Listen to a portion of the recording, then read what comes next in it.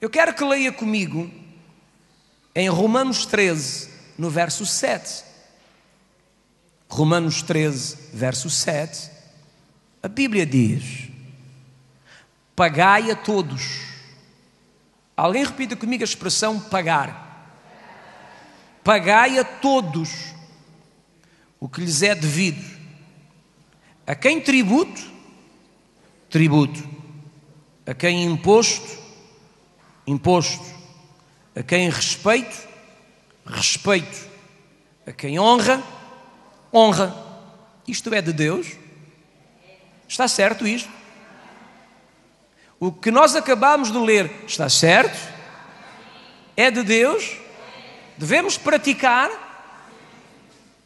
Paulo disse que devemos dar a cada pessoa aquilo que ela deve receber de acordo com a sua posição, com a sua condição e com o seu valor.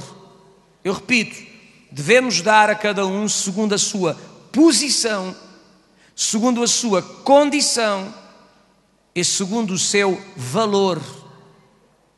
E é por isso que, falando a respeito da obediência às autoridades, Paulo diz: pagai a todos o que lhes é devido. A quem tributo, tributo. A quem devemos pagar tributo, então vamos pagar tributo, porque é de Deus, é princípio de honra pagar tributo a quem tem direito a receber o tributo. Imposto a quem tem o direito a receber imposto. Alguns perguntam: devemos pagar impostos ao Estado? Está aqui a resposta.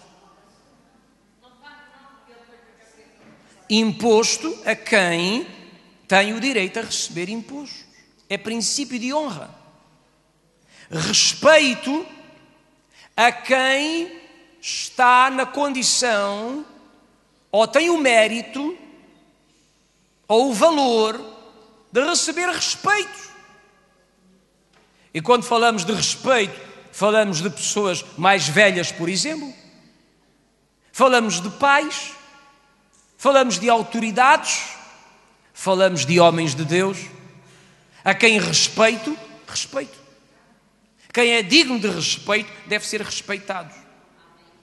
E isto é princípio de honra. E depois diz: e a quem honra, quem é digno de honra, quem deve ser honrado, devemos honrar. É de Deus. E nós devemos entender que a prática destes princípios, a observância destas verdades, é de grande valor para a nossa vida. Os irmãos sabem que por vezes as pessoas confundem uma ideia que tem a ver com a graça. Sabem que a graça do Senhor Jesus nos salvou. A graça é alguma coisa difícil de entender ao ser humano, porque nós temos aquela ideia arraigada nas nossas convicções de que uma pessoa que faz o mal, ela deve ser punida pelo mal que fez. E quem faz o bem deve ser recompensado pelo bem. Isto está na nossa estrutura de convicções e de pensamentos. E quando chega à graça, ela muda um pouco as ideias, porque a graça abençoa quem não merece. A graça salva quem não tem direito. A graça abençoa e salva a pessoa que não fez a coisa certa, mas a graça salva-a. A graça perdoa-a. A graça abençoa-a quando ela reconhece os pecados e rende a vida ao autor da graça, que é Jesus. Por isso é que a Bíblia diz que pela graça fomos salvos por meio da fé. Isto não vem de nós, é um dom de Deus. Ou seja, nós somos salvos e temos vida eterna, não por causa dos nossos méritos, boas obras, boas ações, mas por causa da graça de Jesus. A nossa fé na graça de Jesus, na sua salvação, na cruz, ou na sua obra realizada no Calvário a nosso favor, nos salva, nos perdoa os pecados, nos dá a vida eterna. Não foi assim que fomos salvos? E então há gente que pensa, bem, se a salvação é por graça, não é por méritos, então aquilo que eu faço não é importante. Se eu faço bem ou mal, não é importante porque a salvação é por graça. Se obedeço ou não, mais ou menos, não é importante porque a salvação é por graça. Mas aqui é que está o tropeço. É que a graça é salvadora por meio da fé do homem em Jesus, mas é salvadora no que tem a ver com a vida eterna. Agora, o obedecer à palavra, o cumprir os princípios espirituais da palavra, faz com que a nossa vida na terra, ela seja exaltada. E agora repare, é por causa disto que há gente que vai para o céu, mas viveu na terra uma vida miserável. Acho que não me entenderam.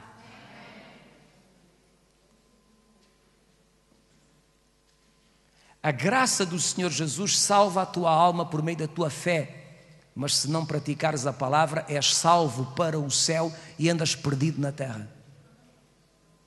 És salvo para o céu e nesta terra não prosperas, não és feliz, não vences, não tens paz, não tens alegria, andas deprimido, andas triste, não tens sucesso, porque aquilo que traz vitória à nossa vida na terra é agarrar este livro e praticar esta palavra, viver estes princípios.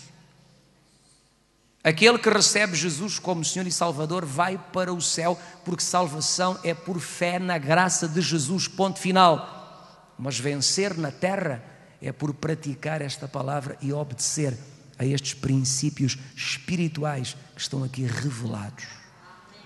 E há um princípio muito importante que é chamado o princípio da honra. Alguém repita. Quantos aqui querem viver bem na terra? Ter uma vida abençoada, de paz, próspera, feliz? É possível? É. Deus diz que é possível. E o princípio da honra é um princípio fundamental para vivermos isto na nossa vida. Bem, a honra é um mandamento. Eu repito, a honra é um mandamento. Mandamento significa alguma coisa que Deus mandou fazer e não tem discussão. Não há discussão. Quando Deus manda ou ordena alguma coisa, não há discussão em relação ao assunto. Deus manda, Deus ordena, devemos fazer. E honrar é mandamento, não se discute. Porque a Bíblia diz no verso 7, leiam comigo: pagai a todos o que lhes é devido, a quem tributo, tributo, a quem imposto, imposto, a quem respeito, respeito, a quem honra, honra. Deus não abre espaço para discussão. Deus diz: honra quem é digno de honra, quem merece honra, quem está na condição de receber honra. Por isso é um mandamento, não se discute. Mas honrar é também uma obediência. Porque a Bíblia diz que devemos obedecer à palavra. Não é aos nossos sentimentos ou às nossas ideias, mas é àquilo que a palavra de Deus diz. E se a palavra de Deus diz que devemos honrar quem é digno de honra, devemos obedecer à palavra e honrar quem é digno de honra. E a honra, ela envolve também respeito, afeto e reconhecimento. Porque quem honra por ser mandamento e obediência, também honra por respeito, por afeto e por reconhecimento. São 5 palavras associadas à honra: mandamento, obediência, respeito, afeto e reconhecimento. Quero que os irmãos gravem isto no vosso coração. A honra é a melhor e é a maior semente que você planta na sua vida. Eu vou repetir mais uma vez. A honra é a melhor e a maior semente que você planta na sua vida. Porque aquilo que você faz com palavras e com atos em relação a outras pessoas e em relação a princípios que Deus estabeleceu, vai determinar o seu futuro, vai determinar a sua vida. E a honra é literalmente uma semente. E a forma como você honra ou não honra é uma semente de bênção ou de falta dela na sua vida. Os irmãos sabiam que todo o pecado, eu repito, todo o pecado tem por base a desonra? Não há um só pecado que se cometa que não tenha por base a desonra. Por isso é que a honra é tão importante. Porque sempre que alguém comete um pecado, este alguém acabou de desonrar a Deus. Desonrou a palavra. Desonrou a verdade. Desonrou princípios espirituais. Por isso a honra é a melhor e a maior semente que você planta na sua vida. Há aqui alguém nesta casa que já aprendeu da parte do Senhor honras que devemos prestar? Eu aprendi que devo honrar o meu pai e a minha mãe, por exemplo. Eu acho interessante que alguém que ensina muito sobre honra dizia outro dia: quando há pessoas que vêm ter comigo com problemas financeiros na vida, primeira pergunta que eu faço: você honra a Deus com dízimos e ofertas? Segunda pergunta que eu faço: você honra o seu pai e a sua mãe? Diz ele: são as duas primeiras perguntas que eu faço a pessoas que me aparecem com problemas financeiros na vida. Honram a Deus com dízimos e ofertas? Honram o vosso pai e a vossa mãe? A honra abençoa a nossa vida, a desonra atrai destruição. Todo pecado é um pecado de desonra. Porque sempre que alguém peca, transgride a palavra, desonrou as leis de Deus, desonrou o próprio Deus. E por essa razão, viver o princípio da honra é, sem dúvida alguma, a maior e a melhor semente que você pode plantar na sua vida. Deus ensina a honrar o pai e a mãe. Deus ensina a honrar as autoridades. Deus ensina a honrar o casamento. Deus ensina a honrar a mulher como vaso mais frágil. Deus ensina a honrarmos a sua casa. Deus ensina a honrarmos a Ele com ofertas. Deus ensina a honrarmos os servos de Deus. São princípios de honra que estão na palavra. E quando nós começamos a negociar estes princípios e não os praticamos, abrimos brechas na nossa vida para o fracasso, a derrota, a enfermidade, problemas que não deveriam vir à nossa vida. Porque se a honra nos exalta, a desonra nos humilha e nos abate. Se a honra nos levanta a cabeça, a desonra nos leva até ao pó e à cinza. Se a honra atrai honra, a desonra atrai desonra. E por isso eu quero incentivar os irmãos e as irmãs a serem a cada dia mais filhos. Eu repito, filhos da honra. Filhos da honra e não filhos da desonra. Se alguém concorda comigo, diga amém. O que é que significa honrar?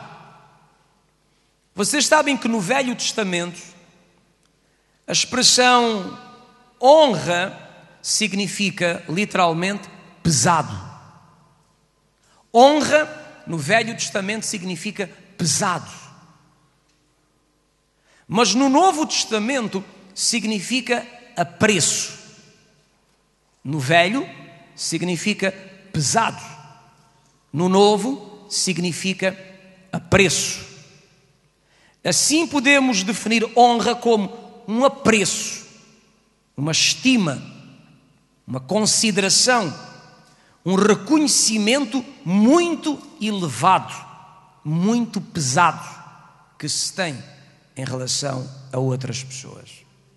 No Velho Testamento, honra significa pesado. No Novo, significa apreço. Juntando as palavras, honra significa um apreço, um reconhecimento, uma estima, uma consideração pesada, grande, que se tem por alguém. Para dar um exemplo, quando um marido honra a sua esposa, significa que ele tem uma grande estima, uma grande consideração, um grande respeito por ela.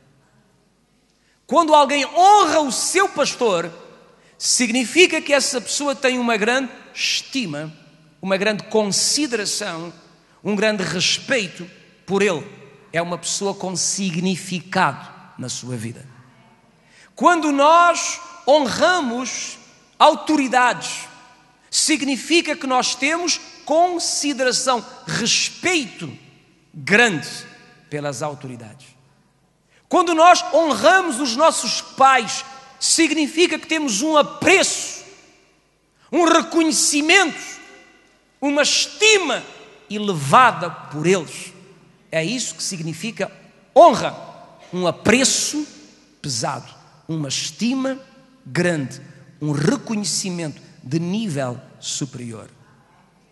Então, honrar é considerar alguém extremamente valioso para nós.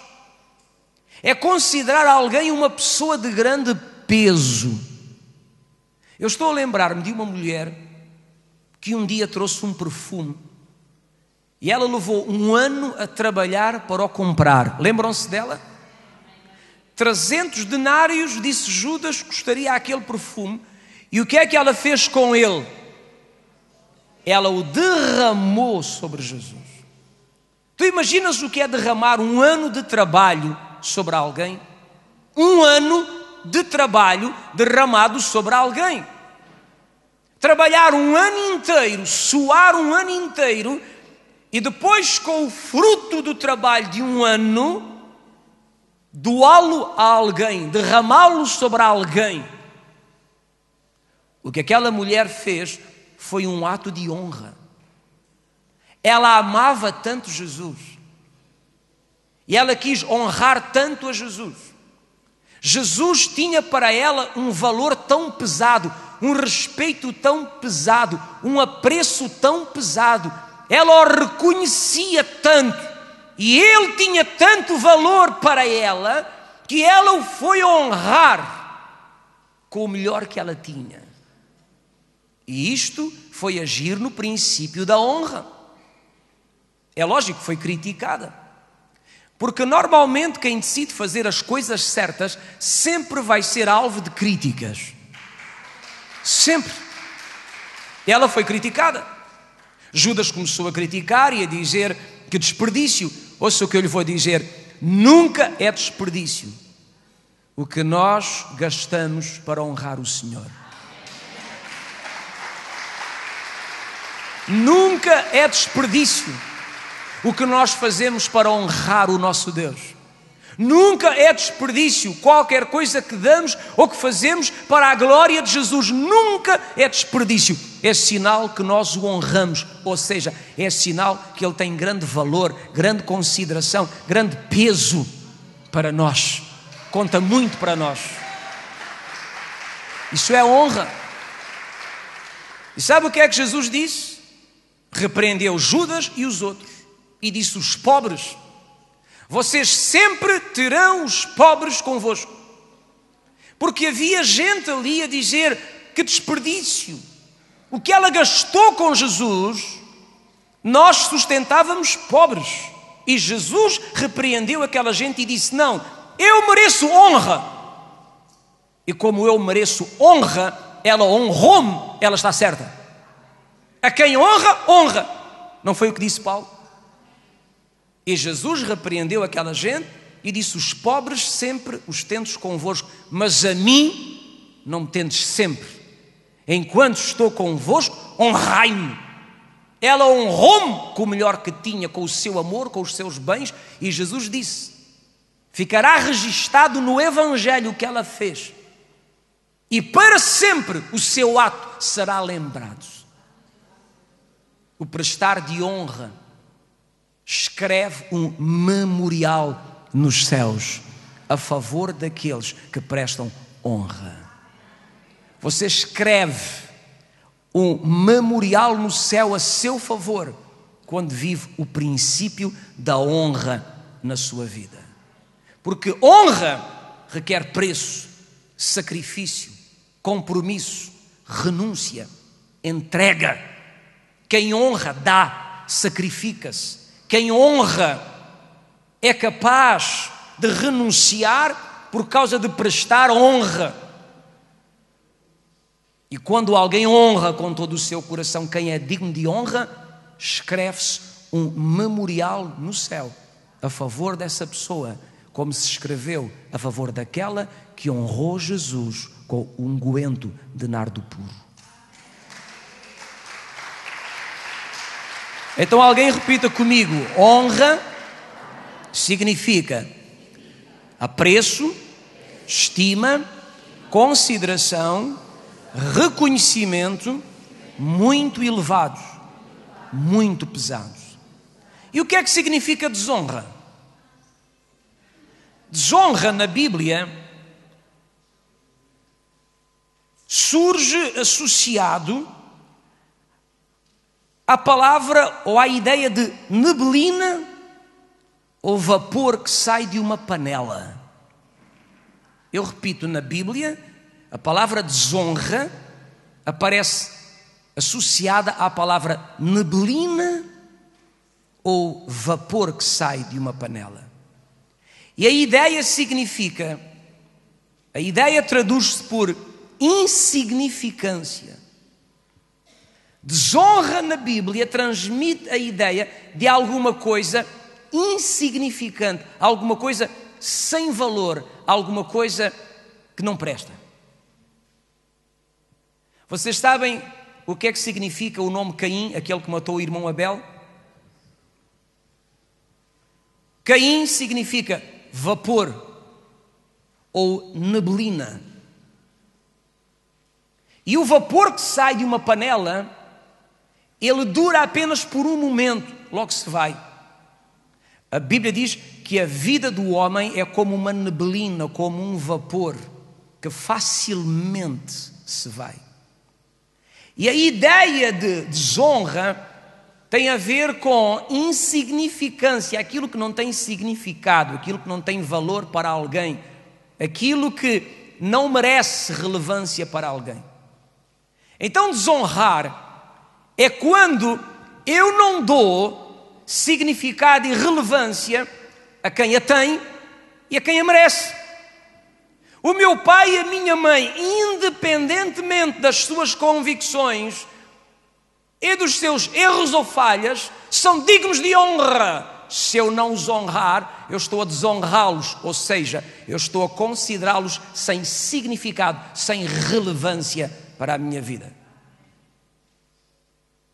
Se eu não honro o meu pastor, que é digno de honra com todos os erros e falhas que tem, se eu não o honro, significa que eu estou a desonrá-lo, não tem significado, não é relevante para mim. É como um vapor, uma neblina. Se eu não honro as autoridades que Deus constituiu sobre a minha terra, eu as desonro, não têm significado, não são relevantes para mim. Eu as amaldiçoo em vez de orar por elas e abençoá-las. Entende o que eu quero dizer?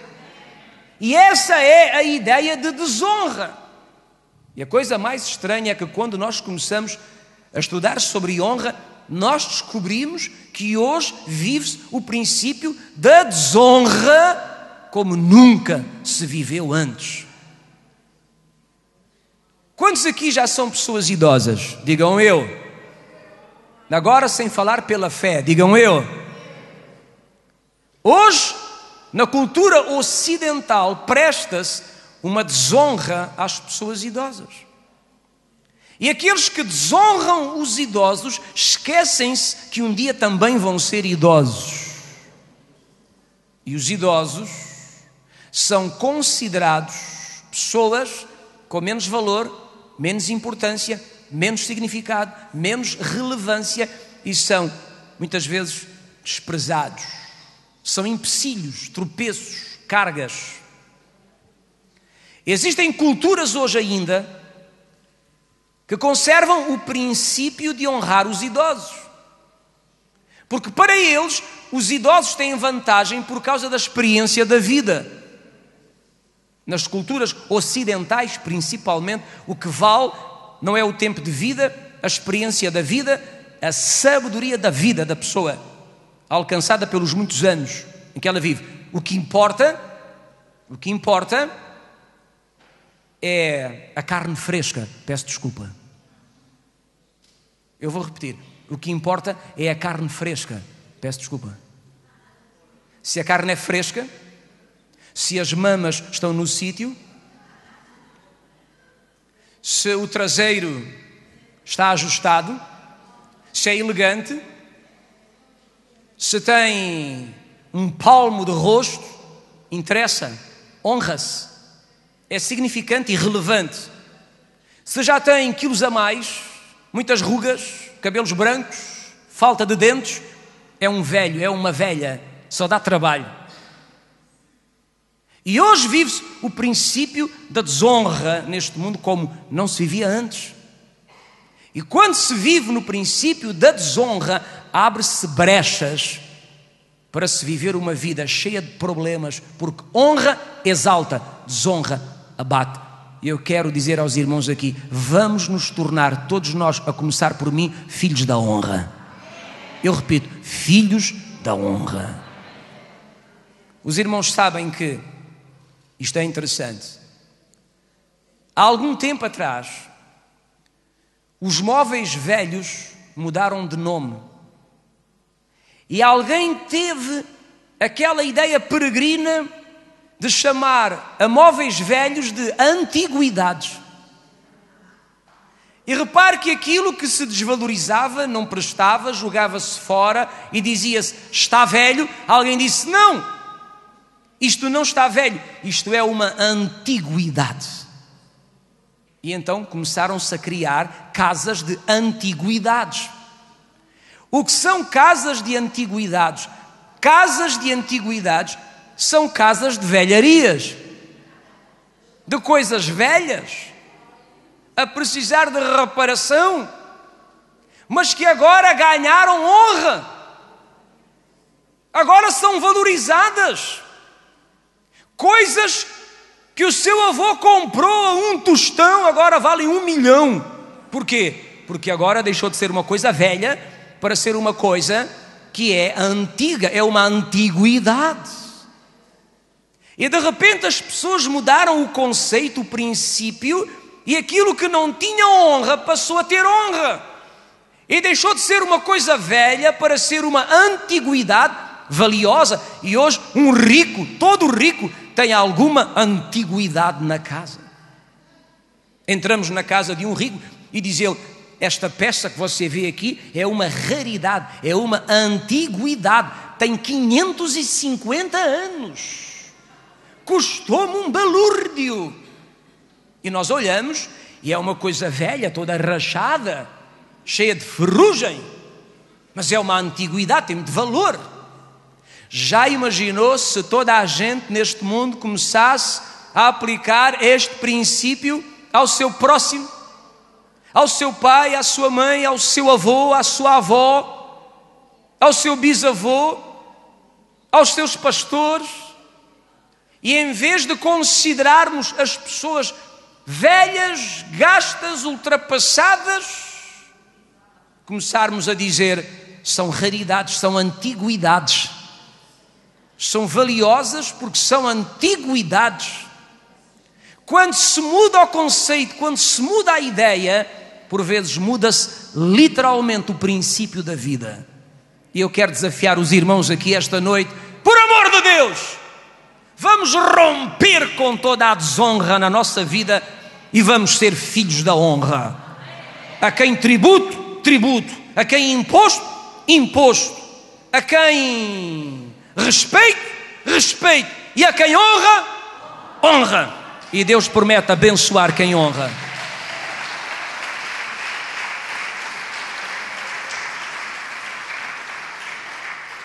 Honra é uma atitude, é uma decisão. Alguém repita a atitude. Decisão. Mais uma vez. Que está acima dos sentimentos. Nós não honramos porque sentimos.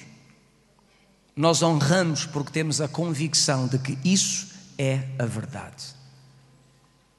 Porque nem sempre nós honramos com sentimento. Quantas honras nós prestamos sem sentir?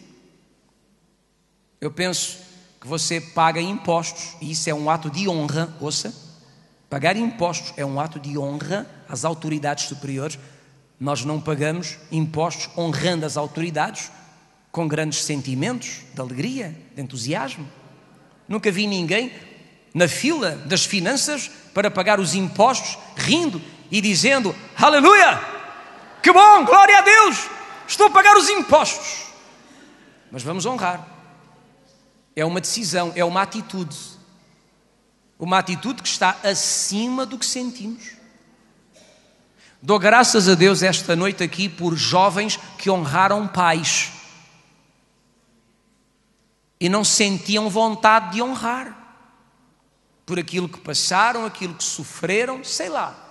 Não tinham vontade, o coração não tinha sentimento para prestar honra, mas eles entenderam: honra é um princípio, é um mandamento, é uma obediência. Ainda que eu não sinta, eu sei o que é verdade, e porque eu sei o que é verdade, eu vou honrar para a glória de Deus. Parabéns por isso.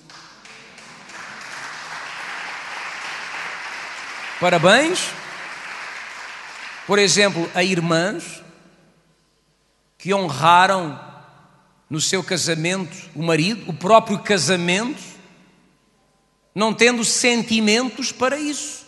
O coração não pedia, mas houve uma atitude de honra prestada por convicção. Também ao contrário, homens que honraram a sua esposa não tendo sentimento para isso, porque assim como há homens complicados, também há mulheres, peço perdão às irmãs, também há mulheres complicadas. O outro diz: há de tudo como na farmácia. Há de tudo. E graças a Deus pelos homens, pelas mulheres, gente de Deus, que não tendo aqui no coração sentimentos, o coração não pedia, não sentia, não tinha vontade, sei lá, pelas mágoas, pelo sofrimento, pelas decepções, mas ainda assim disseram: é princípio de Deus. Honrar é de Deus. Se a Bíblia diz para honrar, eu vou honrar. E você sabe que honra traz honra. Honra promove honra. Honra chama honra, mas desonra atrai desonra. Desonra chama desonra. Desonra traz mais desonra. Seja um filho da honra. Amados irmãos e irmãs, chegou a hora de fazer uma pergunta. De quem queremos nós ser filhos? De quem queremos nós descender? De que semente queremos nós ser o fruto? Da semente da honra ou da semente da desonra? Esta palavra inquieta-me profundamente, porque eu sinto-me provocado por alguma coisa sobrenatural a desafiar os irmãos neste ministério a crescerem como filhos da honra. E nós vamos, nas próximas sextas-feiras, falar de honra. Honra que devemos prestar a e por aí fora. E vamos aprender sobre isto. E quero tanto encorajar os irmãos a viverem este princípio. Quantos de vocês querem caminhar na terra duramente oprimidos, afligidos, perturbados, ansiosos, angustiados, tristes? Alguém quer?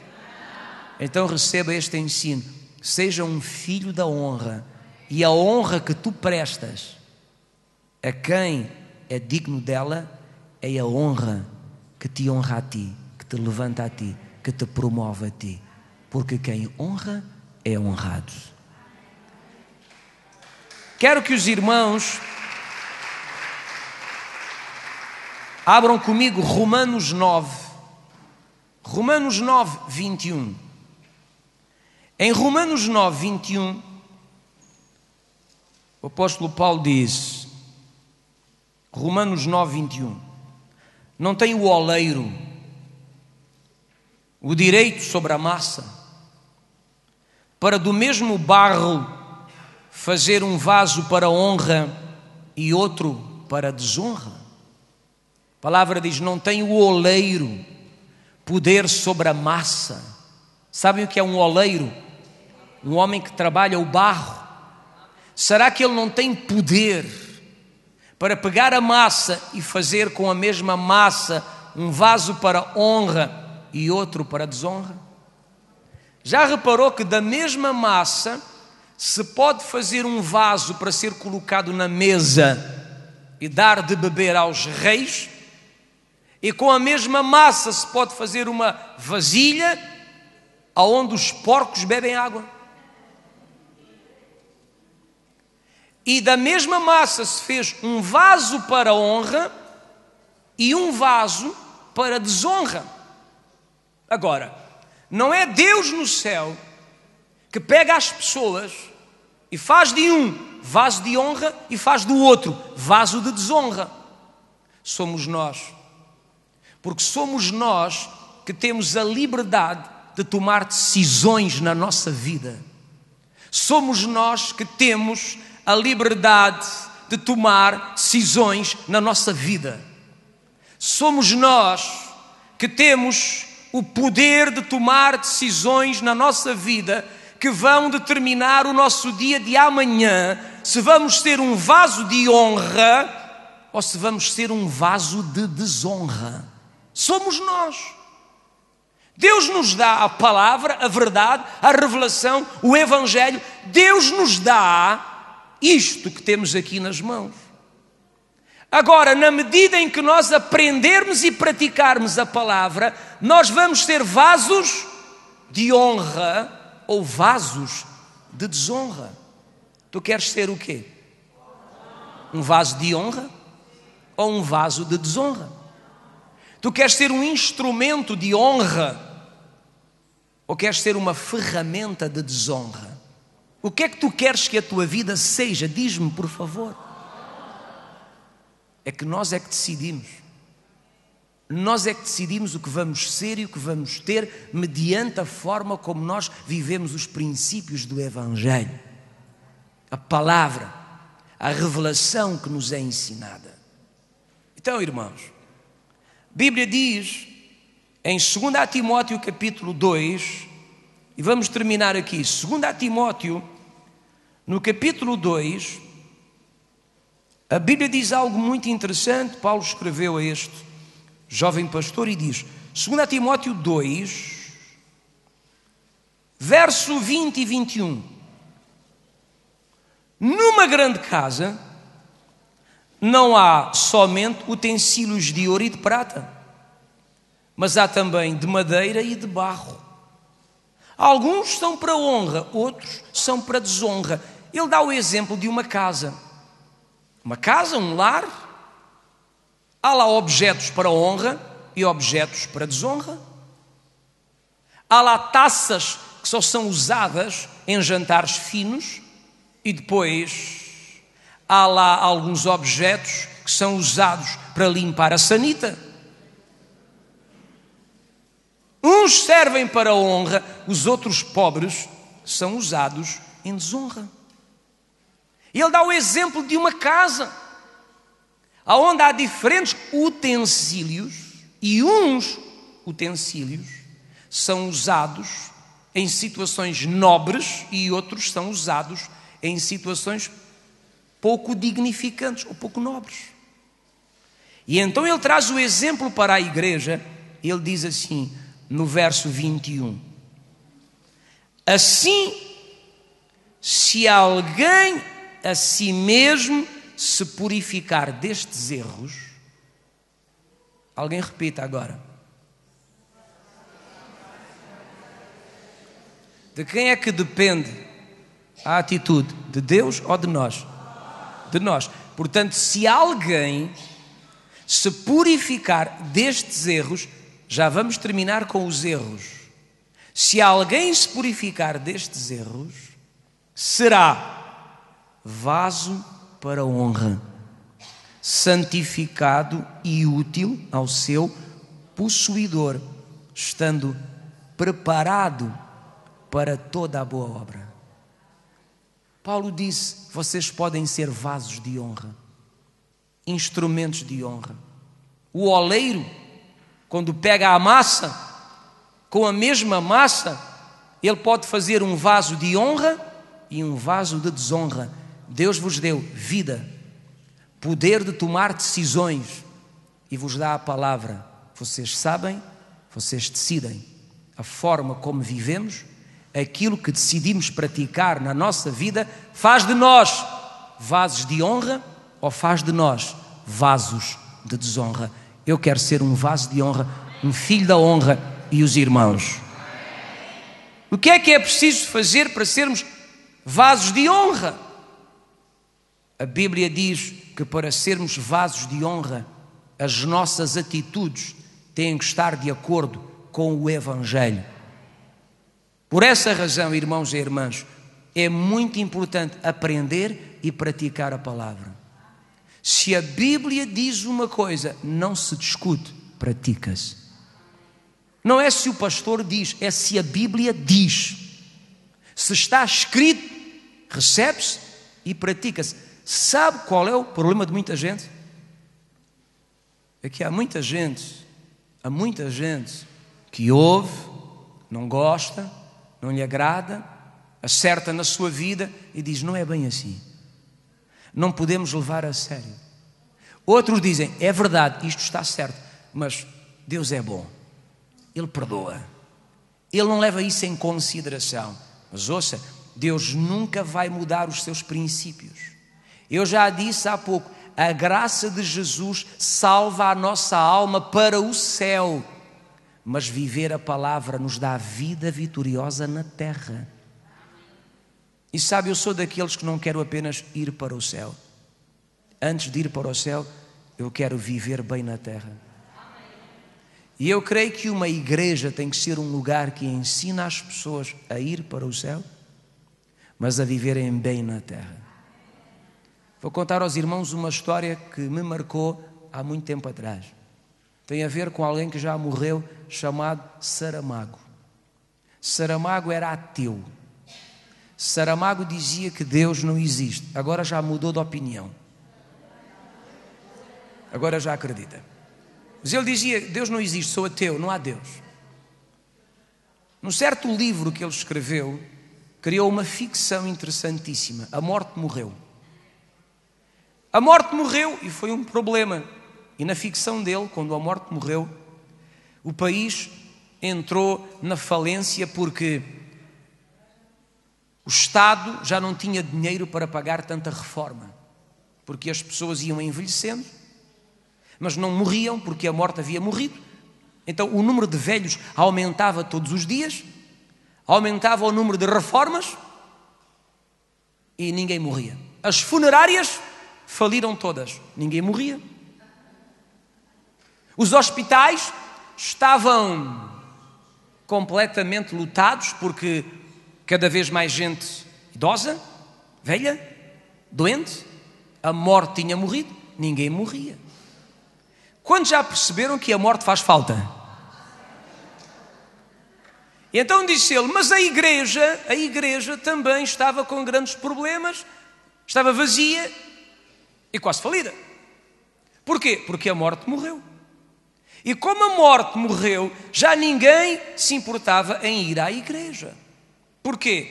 Porque como não há morte, não há missa do sétimo dia, por aí fora. Não é necessário ir-se confessar, porque confessar para quê? Não vou morrer. Não é preciso ir à Eucaristia, porque não vou morrer. Não há morte. Se não há morte, vamos viver a vida, porque a única coisa que a Igreja tem para nos dar é a salvação da alma depois de morrermos. Como já não vamos morrer, não precisamos da Igreja. Quando eu li aquilo, achei aquilo uma parvoíce total. Depois fui pensando e cheguei à conclusão que ele tocou num ponto-chave. O que ele disse e escreveu naquela altura aplica-se a muitas igrejas hoje. Porque há muita igreja hoje que a única coisa que tem para dar às pessoas é a salvação da alma depois de morrerem. E as pessoas andam na igreja a vida toda à espera de morrer para entrar no céu. Mais nada. Mas graças a Deus, porque você não está num lugar que apenas tem para lhe dar a salvação em Jesus depois de morrer. Antes de morrer, nessa vida longa que você tem para viver, há que aprender o melhor de Deus pela revelação do Evangelho, para vivermos uma vida exaltada, próspera, bendita, relevante nesta terra. Porque antes de irmos para o céu, vamos viver bênção aqui na terra. Mas há muita gente nas igrejas à espera do arrebatamento, à espera de morrer. Alguns pensaram assim: eu vou tirar um curso. Logo veio alguém que disse: não vale a pena, vem aí o arrebatamento. Alguém disse: eu vou aumentar o meu negócio. Não vale a pena, vem aí o arrebatamento. Eu vou dar uma reforma na minha casa. Não vale a pena, vem aí o arrebatamento, é o fim do mundo. Não vale a pena nada. Vamos só orar, ler a Bíblia e esperar a vinda do Senhor Jesus. Meu amigo, minha amiga, isso pode parecer muito espiritual, mas está errado, isso não é de Deus.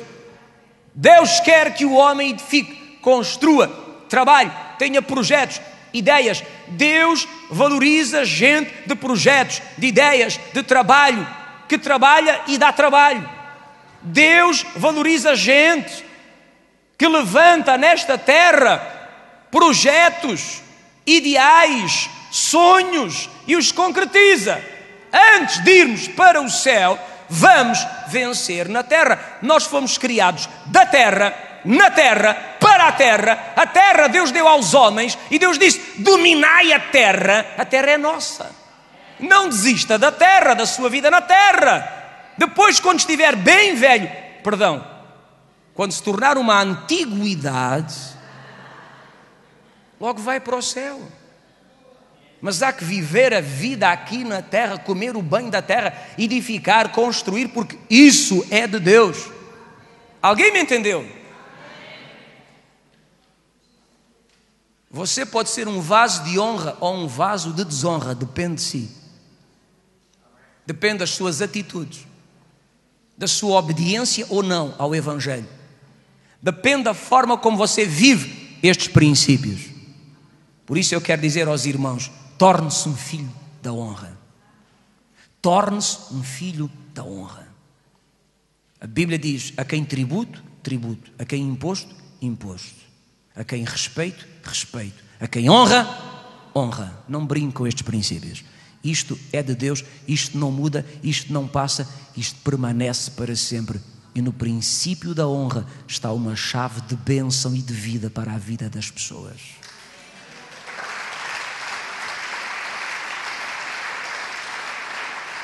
Para nós terminarmos, a Bíblia diz: se alguém se purificar destas coisas, será um vaso de honra. Quais coisas?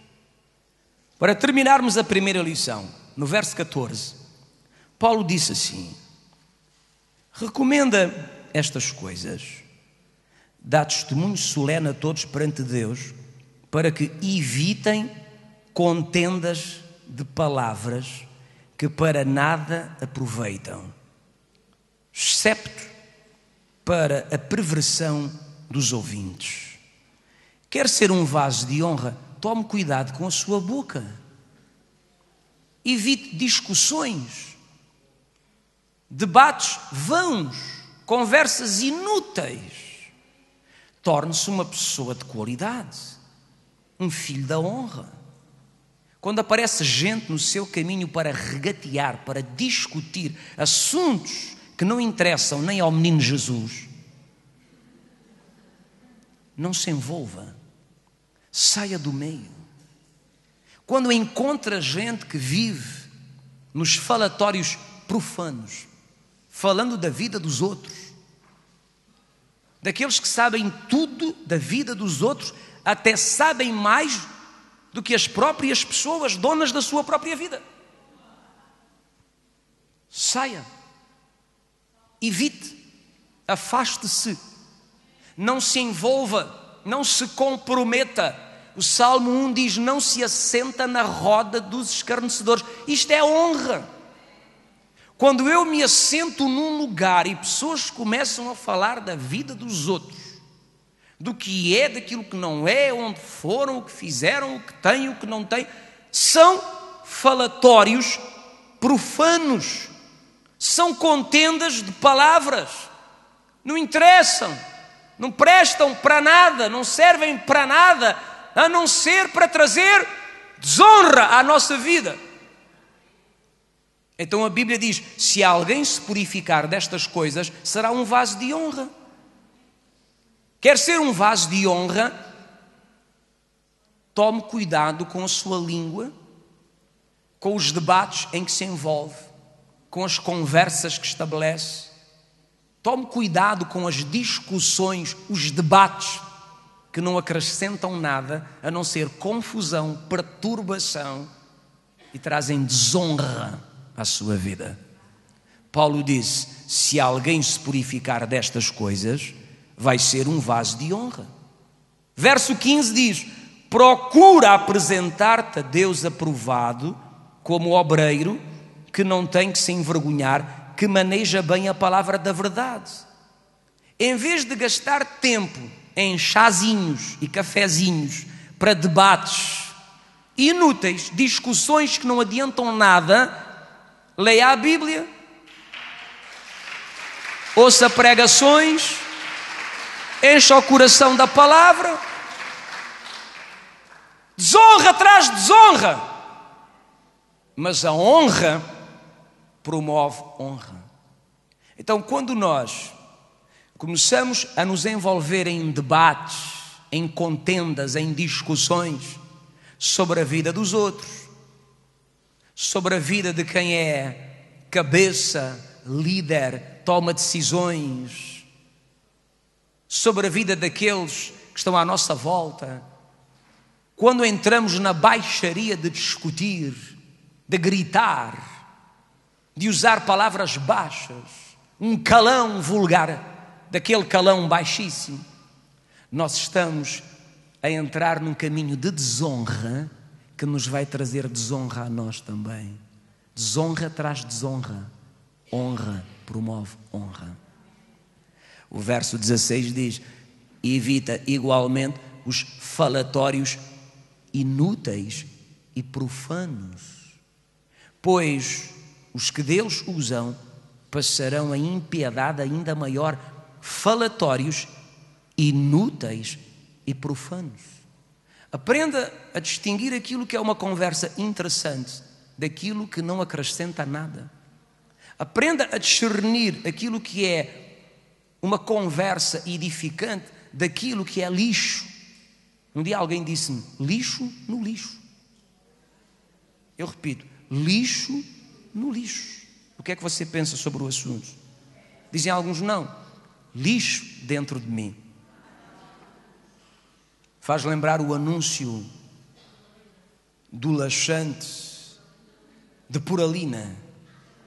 O laxante de Puralina é que tem a publicidade do lixo e diz: sabe, a sua vizinha não deita o lixo fora. A sério? É, ela não deita, ela guarda o lixo todo em casa. Não pode ser, é verdade. Não me diga: sim, ela guarda o lixo dentro dela, porque ela não toma de Puralina. Se ela tomar de Puralina, ela vai depurar o lixo. Ela vai soltar todo o lixo para fora dela, sai por cima, sai por baixo e fica depurada. Lixo no lixo. Quero dar um conselho aos irmãos: tome depuralina espiritual. É lixo? Não me interessa, vou depurar a coisa. É conversa estragada? Não me interessa. É da vida dos outros? Não sei, não vi, não sou de cá, vim apenas ver a bola. Não me interessa. Depuralina espiritual. Alguém repita: filhos da honra. Porque quem honra é honrado. Quem desonra acaba desonrado também. Diz ainda o verso 17: a linguagem deles corrói como câncer. Quantos aqui sabiam que há conversas que são como câncer? Você está bem, começa a ouvir certas pessoas, começa a ficar com um princípio de câncer na sua vida. O câncer são células afetadas que começam a se multiplicar e, como estão enfermas, elas começam a multiplicar-se e começam a gerar um tumor, um corpo estranho no corpo da pessoa. Há conversas que são literalmente um princípio de câncer. A pessoa está bem, anda bem, está feliz, crê na palavra, serve a Jesus, mistura-se com gente errada, apanha um câncer espiritual. Nunca mais é ninguém na vida. Obrigado. Há gente que nunca mais se endireita na vida. Ouça isto: nunca mais se endireita na vida. Nunca mais consegue ter uma cara de alegria, um rosto de paz, chegar à igreja, louvar a Deus, sorrir. Tem sempre um peso, uma carga, uma tristeza, um desalento, uma frustração, uma confusão na cabeça. Hoje melhor, amanhã pior. Porquê? Porque tem um câncer na vida, um câncer espiritual. Que começou aonde? Conversas. Conversas de gente cancerosa, porque cancerosos transmitem câncer, no sentido espiritual da palavra. E Paulo disse que o Emineu e o Fileto, estes dois cromozinhos, Emineu e Fileto, andavam com umas conversas que aquilo era um câncer que andava a corroer pessoas. Verso 18: desviaram-se da verdade e diziam que a ressurreição já se tinha realizado. Veja só, andavam com a Bíblia a dizer: a ressurreição já aconteceu. Já aconteceu a ressurreição. Dízimo não é para hoje. É tudo mentira. Isso é a ganância deles, dos gulosos, dos avarentos. Eles querem o seu dinheiro. Isso é do tempo da lei, não é da graça. E por aí fora. E a Bíblia diz que havia gente que estava a viver em desonra e a crescer em desonra porque havia sido contaminado pelas conversas desta gente cancerosa, e este mal estava a corroer a vida deles. Ouça bem que eu lhe vou dizer: seja filho da honra e cresça na honra e não permita desonra na sua vida, no seu vaso. Ouviu bem?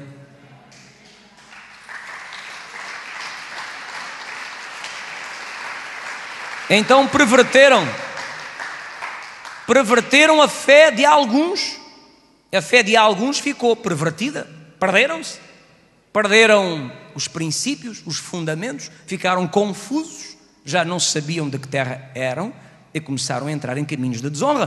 Para terminar, verso de número 19. Verso 19: entretanto, o firme fundamento de Deus permanece e tem este selo: o Senhor conhece aqueles que lhe pertencem. Sabe quem é que lhe pertence? Aqueles que têm um compromisso com a honra. Gente que honra pertence a Deus. Eu disse há pouco, todo pecado é um pecado de desonra. Porque sempre que alguém peca, está a desonrar a palavra. Desonrando a palavra, desonramos a Deus. Deus conhece aqueles que são seus, que lhe pertencem. Quem é que lhe pertence? Os que vivem o princípio da honra. Deus diz, eu creio, eu pratico. Eu limpo o meu vaso, eu purifico-me daquilo que não me interessa, daquilo que só estraga, que só corrói, que só gera confusão na cabeça, que só perturba a alma. Eu não aceito, eu não recebo, eu não quero para mim, eu não me envolvo. E o céu conhece-te e Deus te exaltará. A palavra do Senhor diz: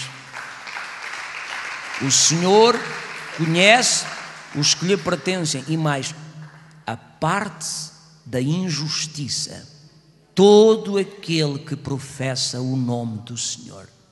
Alguém aqui confessa o nome de Jesus? A sério que confessa? Diga-me honestamente, você confessa o nome de Jesus? Não brinque com isto. Você confessa o nome de Jesus? Então ouça, afaste-se da injustiça. Onde houver injustiça, saia fora. O que é injustiça, pastor? A injustiça, ouça, para saber o que é injustiça, tem que conhecer a palavra. A injustiça aprende-se na palavra, no Evangelho. Aquilo que Deus condena é uma injustiça. O que Deus aprova é ato de justiça. E quando você se conforma com a justiça e se torna inconformado com a injustiça, está-se a apartar da impiedade, da iniquidade, e Deus vai conhecê-lo, porque você torna-se um filho da honra. Amém? E então termina com o que lemos há pouco. Numa grande casa não há só utensílios de ouro e de prata, há também de madeira e de barro. Quantos aqui sabiam que uma igreja é uma grande casa? Portanto, numa grande casa, numa igreja, há utensílios de ouro, prata, madeira e barro. O que isto quer dizer? Há gente para tudo. Cabe-lhe a si defender a sua fé, defender a sua vida, santificar-se, desviar-se do mal, limpar o seu vaso, viver o princípio da honra com quem quer vivê-lo consigo. E um conselho para terminar: quando encontrar pessoas que não vivem o princípio da honra, não caminhe perto dessas pessoas. Ame essas pessoas, abençoe essas pessoas, mas não queira intimidade com gente que não vive o princípio da honra. Porque se eu ando com gente que anda em caminhos de desonra, facilmente eu vou também cometer o pecado da desonra. Porque é fácil desonrar quando andamos com pessoas que desonram. Vocês não me querem entender. Quantos miúdos foram ensinados a honrar o pai e a mãe e sempre o fizeram? E quando começam a andar com alguém que tem o hábito de ofender o pai e a mãe, eles começam a aprender aquela maneira de proceder e mais dia, menos dia, estão a fazer precisamente a mesma coisa. Porquê? Porque é fácil desonrar quando nós andamos com gente que desonra. Mas vou-lhe dizer, também é muito mais fácil viver a honra quando nós andamos com pessoas que honram. E se você é um filho da honra, você vai sentir-se bem junto de pessoas que vivem o princípio da honra. E vai sentir-se mal com gente que vive em desonra. E quando chega perto de alguém que vive em desonra, vais-te sentir desconfortável, vais-te sentir mal, vais-te sentir como peixe fora d'água e dizes: aqui não é o meu lugar, porque eu não me identifico com nada destas conversas, destes pensamentos, destas ideias. Está contra os princípios que estão na minha vida. Honra produz honra, desonra atrai desonra. Filhos da honra. Para terminar, a Bíblia diz: se alguém se purificar destes erros, já lemos alguns, será utensílio, vaso para a honra. 22. Foge das paixões da mocidade. Quantos jovens temos aqui? Aí há 2 ou 3 semanas era quase tudo jovens. Com a palavra de hoje passaram de jovens a antiguidades. Foge das paixões da mocidade. Quantas paixões da mocidade nos levam à desonra? Sabe que a Bíblia diz que devemos possuir o nosso corpo em honra? E hoje há gente, até nas igrejas, que vive a desonra do corpo.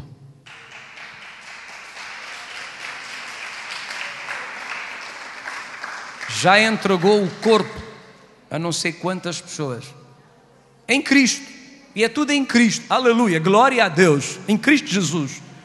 Em Cristo Jesus já se entregou a não sei quantos ou quantas. Em Cristo Jesus. Aleluia. Glória a Deus. Deus é amor. É a graça. A graça salva-nos a alma para o céu. Mas viver estes princípios traz-nos vitória na vida terrena. A Bíblia diz: sê um vaso de honra, possui o teu corpo com dignidade e honra, foge das paixões da mocidade. Jovens por vezes têm paixões que sabem que são paixões. Paixões significa atrações, desejos fortes.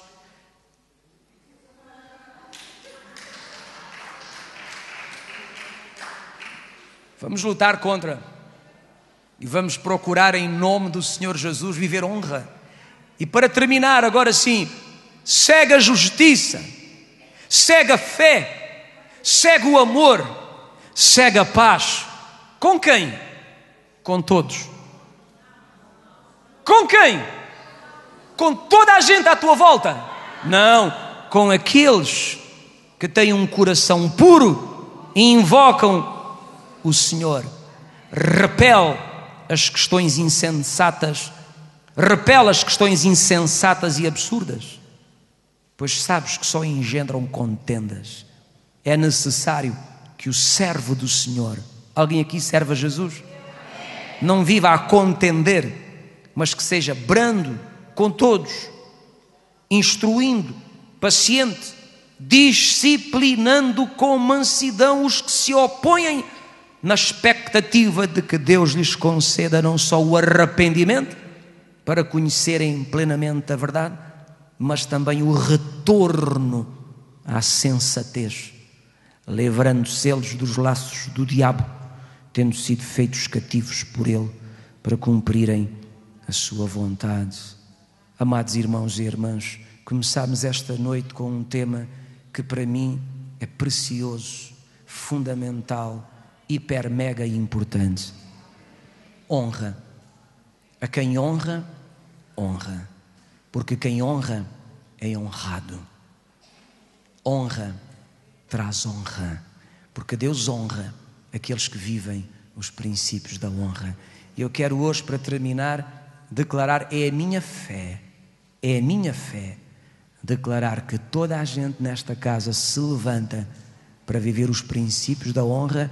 E somos, a partir de hoje, chamados a geração dos filhos da honra. Os que honram a Deus, os que honram a palavra, os que honram a verdade, os que honram as autoridades, os que honram as antiguidades, os que honram os homens de Deus, os que honram os irmãos e as irmãs, os que honram o casamento, os que honram, os que honram, os que honram, e porque honram, são honrados e exaltados pela mão do Senhor.